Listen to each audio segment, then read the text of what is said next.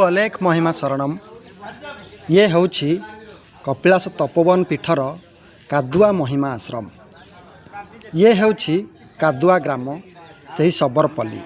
एठी आसंता काली चलित 2026 मसीहा जून मास 24 तारिख बुधवार दिन पालन हेब एक पूर्ति महोत्सव। महिमा धर्मर पूर्ति महोत्सव।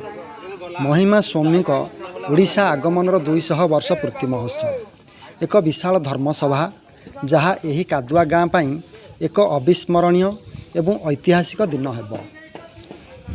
कारण जुगे जुगे शबर जातिटी भगवानकर सेवा करी तांकर अति प्रिय पात्र होई आसीछि।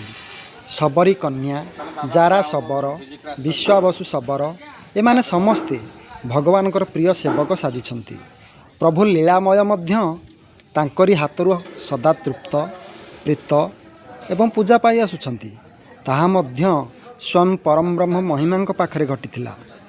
सप्तफणी सर्प ढांकी एक जीवंत जाजुल्यमय अतुलनीय अपरूप कमनीय कांतिभरा गभीर आत्मजोग समाधि निविष्ट महिमांकर दर्शन करिथिला।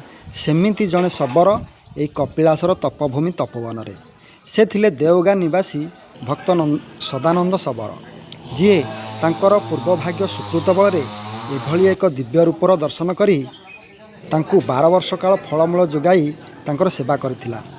सेही सदानंद शबरंकर वंशज आज यही तपोवन कादुआ ग्राम रे सप्तम पीढ़ी रूप में विराजमान। से सप्तम पीढ़ीर उत्तरदायद माने आज यही कपिलास तपोवन पीठ प्रति निजर कर्तव्य सुचारू रूपे पीढ़ी पर पीढ़ी आज पर्यंत तुलाई आसुछन्ति। जोथिपाई ए कादुआ ग्रामर नाम उज्ज्वल हेबा सहित शबर जातिटी जे सबुबले प्रकृति प्रेमी, प्रकृति पूजक एवं प्रकृतिर प्रकृत सुरक्षाकारी ताहा आज प्रमाणित हो पारिछि।